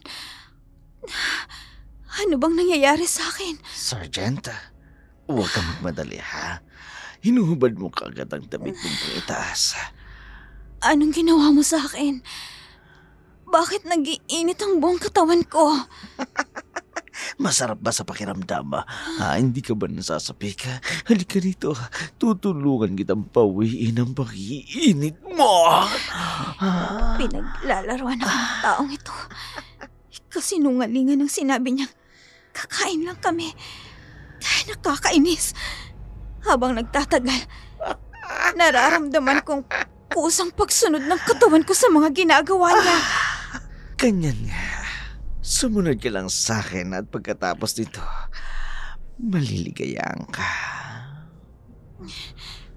Teka, hindi. Itigil mong ginagawa mo sa akin. Ikaw ang tumigil, ikaw ang gumigiling sa harapan ko. Ano ba? Bitawan mo ako. Nagtatanong ka kung anong kaparusahan ang gusto mo, di ba? Ito na yun.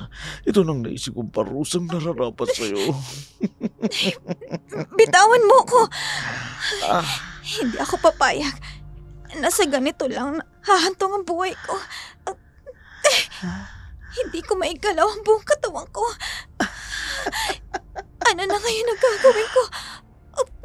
Diyos ko, tulungan niyo ako. Iniinitan ka na, ha? Gumigiling-giling ka na sa harapan ko, ha? Magiging okay ko ngayong gabi.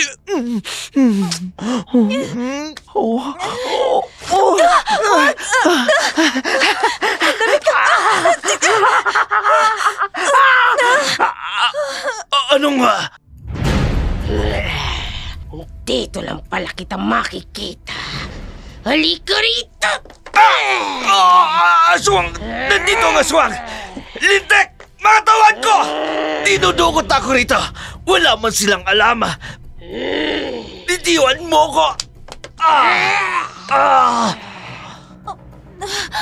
Anong nangyayari? Bakit maingay ang paligid? Demonyo Komandante, kayo! nilubayan niya na ako. Tata? Ikaw, anong ginagawa mo rito? Hindi ligtas ang lugar na to. Umalis ka na rito! Tata! Teka, anong ginagawa mo? Saan mo ako dadalhin? Hindi ko kayang mga pa ako. Kaya mas magandang iwanan mo na lang ako rito. Kaya ko ng sarili ko. Nawala ng malay si Iris. Hindi niya alam kung anong susunod na mga mangyayari. Nagising na lamang siyang nasa loob na muli siya ng abandonadong pasilidad. Nagtatakang nagpalingalinga sa isang lugar. Nagtatanong kung paano siya napunta roon. Gayong nasa kwartel lamang sila ng komandante nang mawalan siya ng malay. May nakita siyang maliit na sulo na nakasabit sa pader. Kinuha niya iyon. Nilibot ang buong pasilidad. Napadpad siya sa isang saradong silid. Nabuksan niya iyon. Nakita niya ang control room sa loob. Pinakialaman niya ang mga switch at knobs. Nabuksan ang isang screen. Pinanood ang bidyong tumatakbo. Natigilan siya sa kanyang napapanood. Isang babae at pamilyar na figura ng lalaki ang kanyang nakita. Pinanood niya ang kahiyupang ginagawa ng lalaki sa babae. Matapos itong gahasain, pinainom ito ng likidong galing sa kakaibang bote. May bahagi pa ng video na nagsasabing isang experiment ang ginagawa nilang iyon. Biglang pinukos ang mukha ng babae. Nagulat siya dahil kilalang kilala niya ang babaeng nasa video.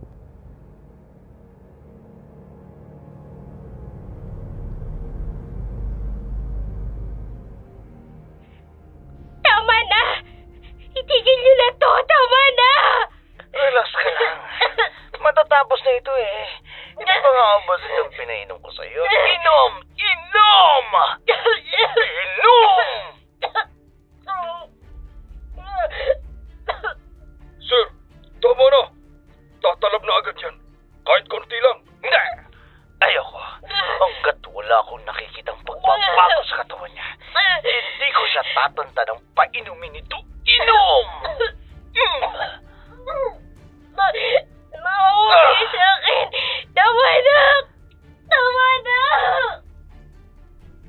Totoo ba tong nakikita kong to? Nandito noon ang kapatid ko. Binaboy nila rito ang ate ko. O Diyos ko, ang lalaking yun, pinainom niya rin ako ng likidong iyon. Naiintindihan ko na ang lahat kung bakit binantaan ako ng babae. Kung gaano kademonyo ang mga taong naririto. Dahil naranasan niya sa mga kamay nito ang kahayupang dapat na mangyayari rin sa akin kanina. Sandali. Hindi kaya ang babaeng aswang na umatake sa amin na yang ang nag-iisa kong ate? Wag! Mag-iusap! Mawa kayo sa akin! Ang komandanteng yun! Ah! Nandito rin siya sa abandonadong pasilidad! Pupuntahan ko sila! Iniwanan niya ang control area. Sinundan ang ingay na nililika ni Rodi para matuntun ang kinalalagyan nila. Sa kanilang paghahanap, napunta siya sa quarantine isolation room ng laboratorio. Nakita niya ang nakakaawang itsura ng komandante.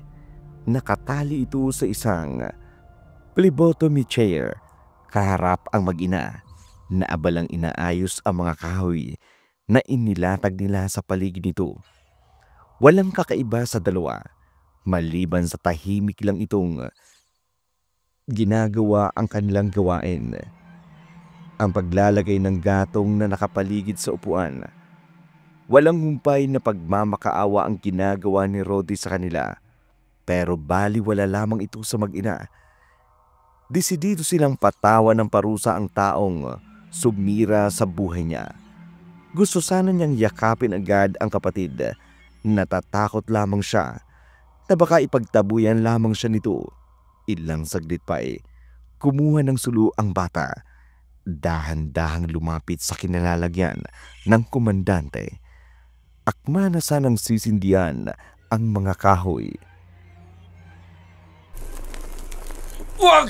Arangawan nyo na! Pakawalan nyo ako rito! Maawa. Bakit? Nung panahon akong nagmamakaawa sa'yo, kinaawan mo ba ako? Hindi!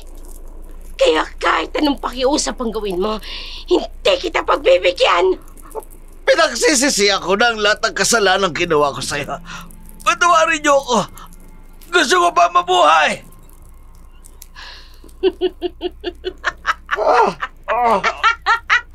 Init! Ang sarap sa tinga ng pag-iyak mo. Ramdam ko ng tagumpay ng paghihiganti ko. Anak! Ihulog mo ng sulo sa mga kahoy!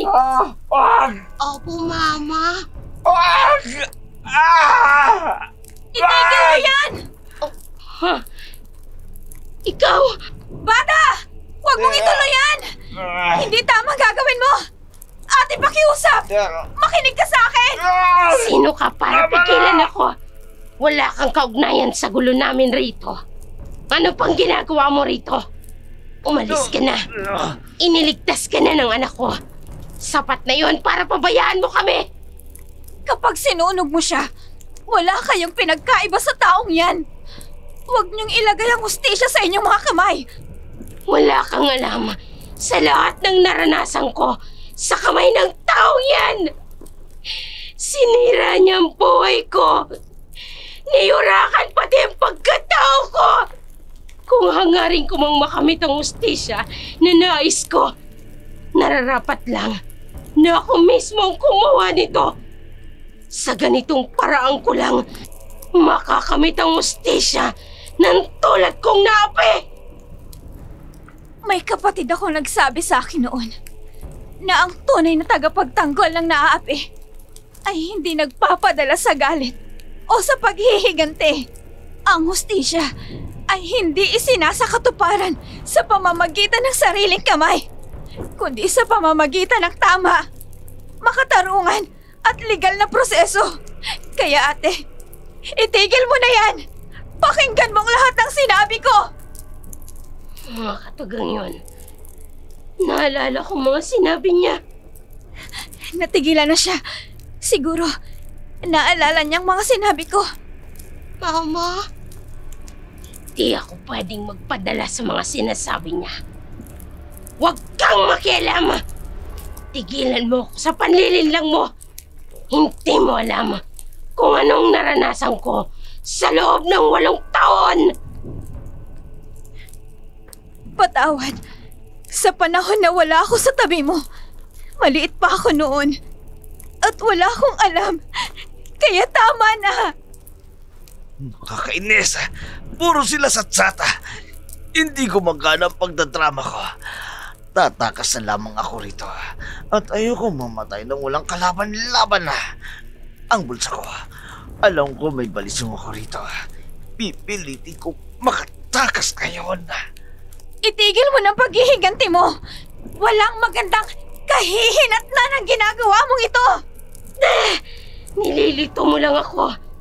Kahit ano pang sabihin mo, papatayin ko pa rin ang komandante ninyo! Hindi na napigilan ni Iris ang galit ng babae. Dinambahan niya ang komandante. Paulit-ulit niya itong sinasaktan. Kalmot, hampas at kagat ang natamo nito. Napatakbo nga ang bata sa sulok sa takot nitong makita ang biglaang galit ng kanyang ina sa komandante. Wala ring nagawa ang komandante.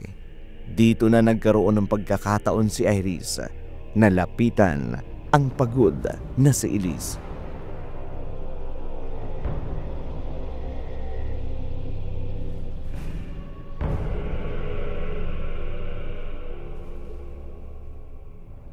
Isa kang masamang damo. Sugatan ka na't lahat. Buhay ka pa rin! Tama na. Masaya ka ba? Masaya ka bang nakikita mong nag-aagaw buhay ang taong yan? Oo, masayang masaya ako na makuha ang katarungang hinahanap ko.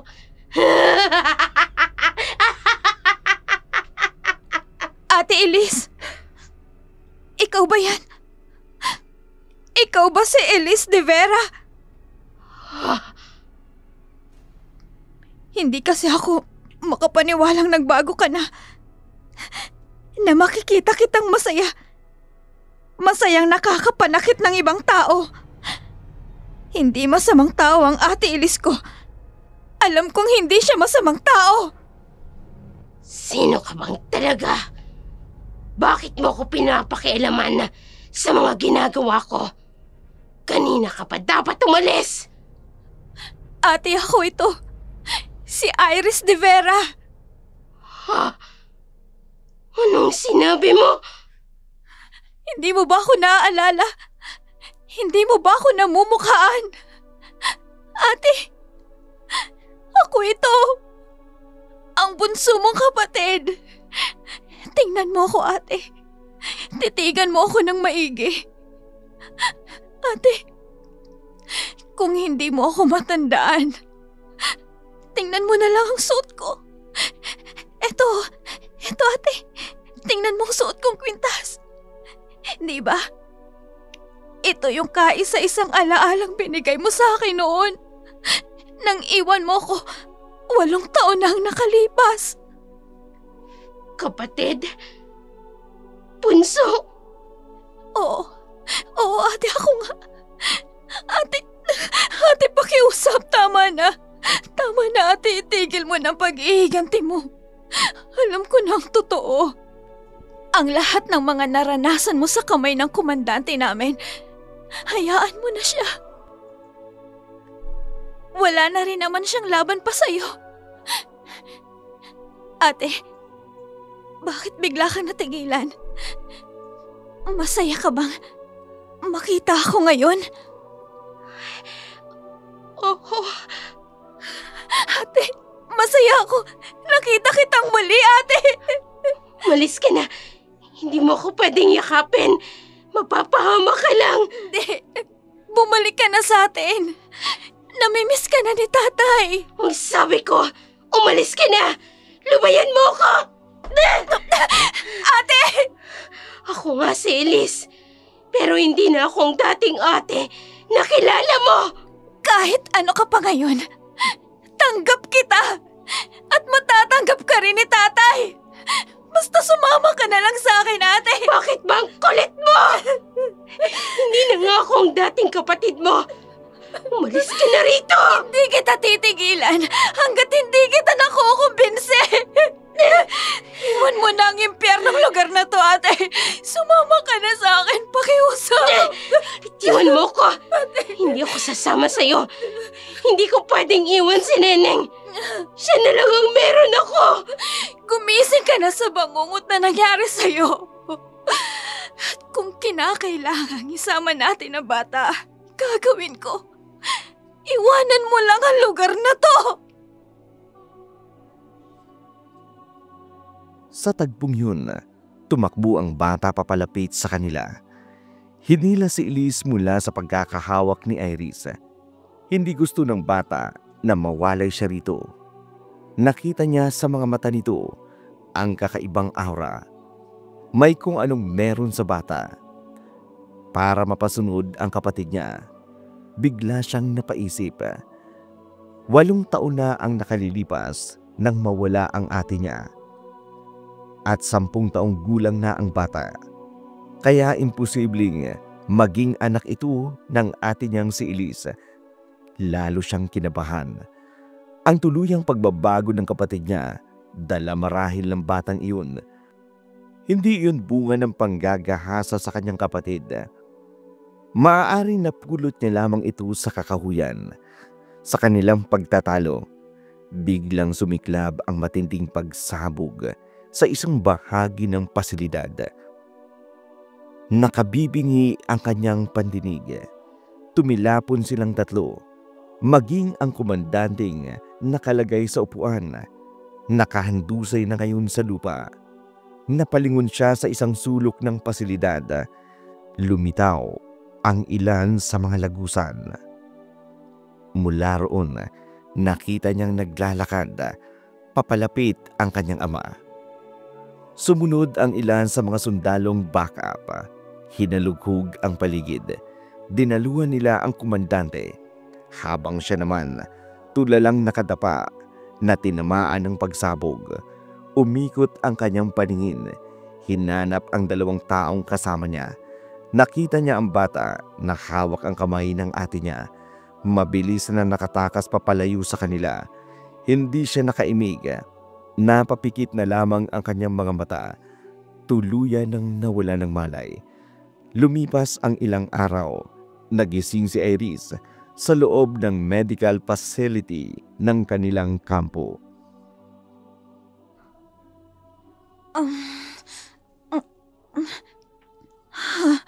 Mabuti naman at nagising ka na.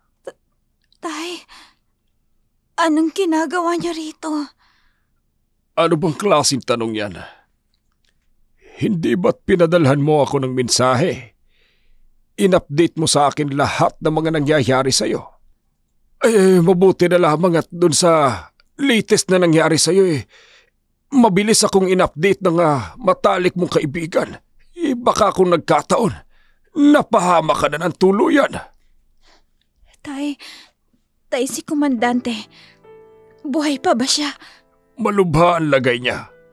Maraming dugo ang nawala sa kanya. Wala siyang malay at ginagamot na nila. Pero marami siyang kakaharaping kaso. Siya pa talaga ang inalala mo. Samantalang sugatan ka rin naman ng matagpuan namin. Yung babae at ang batang kasama ko, nakita niyo rin ba? Babae at yung bata. Wala kaming nakita sa abandonadong pasilidad na yon. Maliban sa inyong 2 ng commanding officer. Teka, paano ka ba napunta sa lugar na iyon? At anong ginagawa mo ron? Nang pinahalughugan lugar, maraming illegal na bagay akong natagpuan. May mga video recordings at mga paraphernalias na nakakalat. Halatang ginawa itong laboratory ng patago. Matagal mo na bang alam ang lugar na yon? Hindi ho. Aksidente lang ho ang pagkakatagpo ko sa lugar na yon. At tungkol naman sa komandante, sigurado akong hindi ito magsasalita dahil may lihim itong tinatago sa pasilidad na yon. Itay, napanood mo ba ang mga videos? Wala ho ba kayong nakikilala ron? Hindi ko napanood. Sa araw ng investigasyon namin, mapapanood ang laman. Itay, kung sabihin ko pong buhay si ate, maniniwala ho ba kayo? Ano? Paano naman nangyari yon? Ang hayop na komandanteng yon, siyang may kagagawa ng pagkawala ni ate. Hanapin natin siya, Itay. Nandito lang siya sa paligid. Ano ba pinagsasasabi mo? Matagal na siyang patay. Iniwan niya na tayo mula sa trahedya rito noon sa kampo. Oh, alam niyo palang may nangyaring ganun kay ate. Pero wala kayong ginawa. Anong klase kayong ama? Huminahon ka nga, Irish. Parang hindi mo alam na SOP sa atin na hindi tayo pwedeng makialam sa kahit anong kaso na maaaring kaugnay ang pamilya. Kung hindi man ako nakialam, yun ay dahil sa trabaho. Kaya nga ako umalis sa pagiging sundalo. Pinilit kong mapaimbestigahan ang kaso ng ate mo. Pero napag-alaman kong kagagawan ng bago mong commanding officer na maharang ang investigasyon. Tay, 8 taong naghihirap si ate. Namuhay mag-isa kasama ang isang batang hindi niya naman kaano-ano. Wala ka bang balak na kumilos para hanapin siya, Itay? Kung totoong ang buhay siya, hahanapin natin siya. Habang naririto ako sa kampo, Paiimbestigahan ko na ang kaso ng ate mo. At kung mapatunayan kung may kinalaman ang hayop na commanding officer na yon, yang Rodolfo Maclang na yan, ngayon pa lang, magsisimula na siyang humimas ng rehas kahit malubha pa ang kalagayan niya.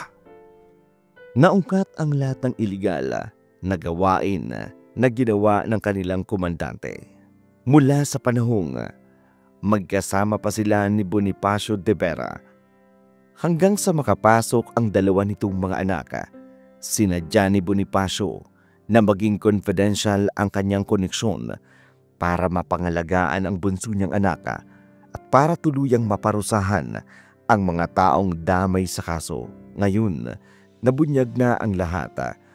Siya at ang kaibigan niya ay tumaas na rin ang ranggo. Makalipas pa ang ilang taon, walang Elise na muling bumalik sa kanila. Pero hindi nawawala ng pag-asa si Iris na muli niya itong makikita.